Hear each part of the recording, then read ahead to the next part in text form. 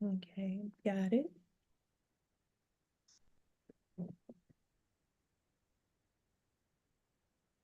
All right. I'm gonna close here. All right. So it should be. All right.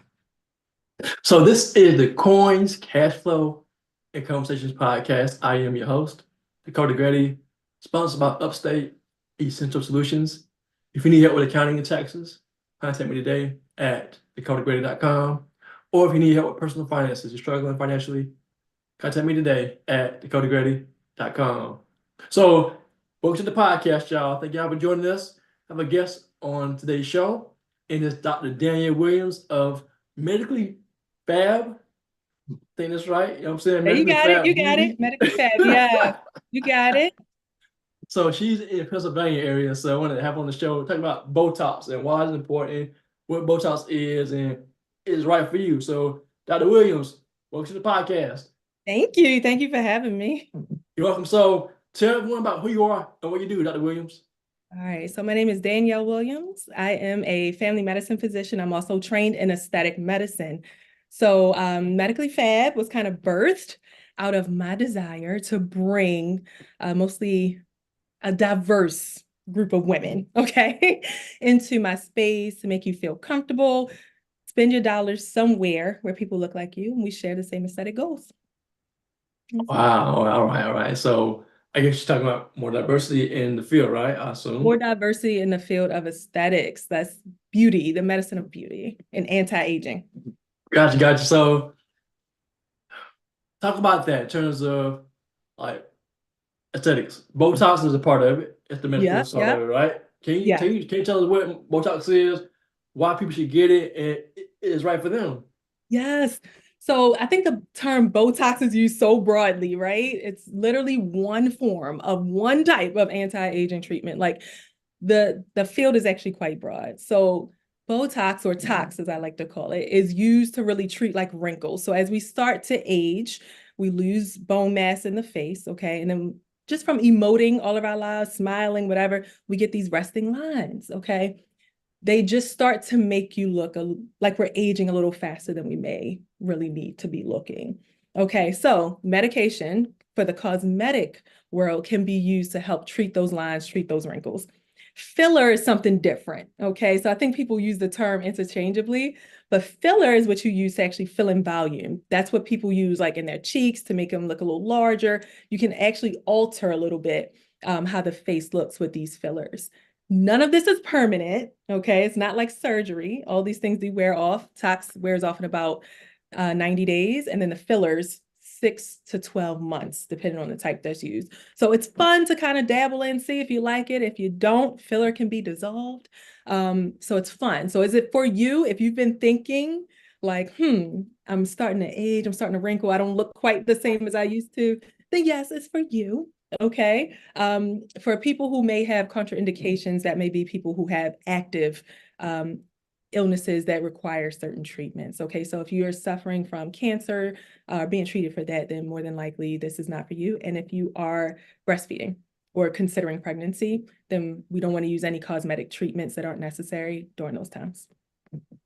Thank you for showing, telling us about the benefits and the concept as well, because it can make you look beautiful or age, I guess, turn back the hand of time per se, Yeah.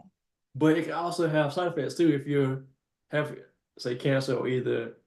pregnancy, correct? So we don't really study. It's not that there'll be side effects so much as that we don't study how medications behave on certain populations. We don't study and practice and play on pregnant and breastfeeding people. And we also don't play and practice on people who have active cancers. So that's it. And the goal really, it doesn't have to be unnatural. People think, oh, Botox, and I saw you. Like people make that face like it's like this unnatural thing. If you go to the right injector, especially someone who shares your goals of what beauty looks like or which you would look like with a little enhancement, then it doesn't have to look unnatural. And that's what we do here. Like we want you to look like yourself, just more rested. So, how does it compare, say, getting tox compared to makeup? I mean, are they both to enhance your beauty, or I guess one is to cover up your blemishes or whatever. I'm married, so I know, you know. So I like this. Good. Yes, yes, yes. I think the two go together. So if you're someone who spends time contouring your makeup, you probably don't know these terms, but I'm sure your wife does, okay? But to kind of like contour, shape, you can use tox and fillers to do that naturally, where you may need less makeup. And I would assume if you're going to start putting this much energy and time into tox and filler to make yourself look good, that way you're also someone who's mindful of, your makeup trends and taking care of your skin. You have less blemishes to cover up when you use tox. Tox actually can help with treating acne because it suppresses the sebaceous glands, right? So you may have fewer breakouts, need less makeup, need less contouring because we did that with a filler, right? So I actually love makeup. I've been playing in makeup since I was 17 years old, and I know how to contour the face with filler. Okay, so the same places you would apply these things, that's how a good injector, I would say, would place filler in tox. It's an art form. It's an art form. now I've seen people that put the dots on people's faces. Is that the I guess the dots on some, say if they're putting filler here, they'll put a dot here or some a marker or whatever. Is that the process So to I guess inject? yeah, so to start, I like to mark where I'm going. I don't like to go in blindly. I kind of assess the face, see where your natural contour is, right? Like we don't want to, that's when people look unnatural. We try to give them a contour that's not already there, right? So we want to kind of build over where you naturally have your contour, and everybody's different. There's no one size fits all when it comes to placement of tox or filler. Everyone has some baseline asymmetry. So yeah, we mark you up, we get you to emote, make certain faces just like this. I want you to do all the faces you would do on a regular day. And we mark you up to make sure if you want, lots of movement, that you can still raise your brows. It matters, right? Especially for people on camera. So other podcast hosts, things like that, like you don't want to just be talking and not be able to move your face. It matters. So we mark you so that you can, what you're saying, there's some integrity there. As you speak, then so does your face, So all of that matters. Who you are, what you do for a day-to-day life, all that matters when we think about how we inject. Now, what are some negative things that people say about Botox? Like some negative things that people say and maybe in the press about Botox. I think the negativity comes from when it's overdone or poorly placed, right? So a lot of times you don't even realize who has it and who doesn't. If you're not even versed in the world, you don't even realize it. A lot of the negative things said in the press are, like you'll look frozen or you won't be able to move your face, you'll look plasticky. All of those things to me, yeah, they say yes. That's what people say, but it's not necessarily, if it's placed correctly and not overfilled or overdone, then half the time you don't know that people have it. A lot of celebrities, especially people in the media, have it. People who are on camera have it just in small amounts and placed in the right places. So you don't have to look plasticky or frozen. Right. Now, is this a long-term solution to aging as you get older? Should you do Botox or what are your thoughts on that, doctor? That is a great question. I would actually say it's a long-term solution, but it takes maintenance, right? So all these things, like I said, tox is going to wear off after 90 days, okay? And then filler, you may get a year out of it. So it's something you would have to keep up with and repeat. So long-term solution, yeah, it's more long-term than your makeup. It's more long-term than that. So, we wash that off every day. What can we do, to help with that anti-aging process? Serums and creams are great, but to prevent the lines at rest, like when I raise my brows, my goal, like I don't have lines across my forehead, and I hope not to have them. Even as I turn, a fabulous 60, I don't want the lines at rest, and why I'm treating it now to prevent them from happening. So prevention, sometimes you don't need to wait and chase it with tons of units of tox and try to fill. Start younger. Start when you first start to notice and do what I call preventative tox. And over time, you should need fewer and fewer units, actually. Interesting, interesting. Now, Do men get Botox as well as women? I mean, is this like I guess, who is the most demographic that gets Botox in terms of age and then like demographics? Demographics is actually women age 35 to 55. That's our, I'll say, prime time group of folks. Millennials are out here killing it. We know to start young and early before things set in, okay? And we're the era of social media. We are putting our faces out there every day, every day. So anyone who's like dabbling where their face is on camera a lot, that's where you'll see it.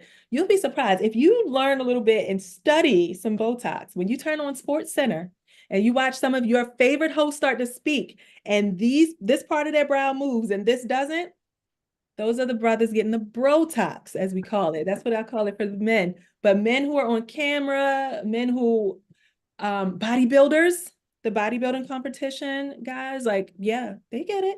Brotox. Interesting. Yeah. So have we, meaning African American, have we got on board with it? Do you see more African Americans in your practice or not? Like who's Yes. ever Yes, absolutely. I think the stigma is wearing off. We're starting to see more and more people do it. As I said, the millennials are of a whole different mindset. Like we've seen those before us get it. We saw like, okay, we've seen it evolve. Toxin filler have evolved. How we place it has evolved. You don't have to look unnatural, you know? And so especially Black women entrepreneurs, Black women who are in media. Um, what else? I have a lot of younger people who are in medicine or just, it's almost like a status symbol now to take care of yourself. Self-care is a part of your status symbol. Like I can afford to take care of myself. Actually, it's starting to be more of, I think, the mantra that people are following. So it's not just, I want Botox and filler for the sake of it. It's, I want to age well and I can do it. So that's who you're really seeing as far as like my Black women coming in. I get a ton of Black women who are doing very well for themselves and yeah, just want to invest in themselves. that's great to hear that Yeah. the industry is diverse. I mean, because I mean, we know, of course, I do. Well, I have clients who are NPs, and then I mean, I know that nursing is basically like a white women dominated industry, if I'm not mistaken. Just nursing in general. Nursing, yeah, nursing in general. Yeah. I think almost I would venture to say nursing and medicine are going to be not really dominated by African Americans. Right, right, That was not what my class looked like upon graduation in right, med right. school. Nursing is definitely woman, I'll say woman dominated, but I would still venture to say white women. Gotcha, gotcha. So, how do people find out about you online, social media, and how to get some talks? Ooh, so just learn about the industry in the first place. There are a ton of great injectors who are nurses, nurse practitioners, and physicians like myself are getting into the field. You'll find a lot of Black and brown faces getting into aesthetics. Ever since like COVID, really, we have learned a lot. We have been doing a lot and we're producing. My name is Danielle Williams. You can find me at Medically Fab Beauty and Wellness in King of Prussia, Pennsylvania. We are across the street from King of Prussia Mall. So do a little shopping, come see us, okay? I can be reached on Instagram at medicallyfab_beauty. That's where you find us. And we just are venturing into TikTok at Medically Fab. Thank you for your time, Dr. Williams. Thank you for inquiring about my field. Yes. Yes, man, you're welcome. And this is the Coins, Cashflow, and Conversations podcast. I am your host, Dakota Grady. Thank you for joining us. You can find me at dakotagrady.com, the website, Facebook, Instagram, LinkedIn, and TikTok, and also YouTube. Coins, Cashflow, and Conversations podcast. Thank you for joining us, y'all.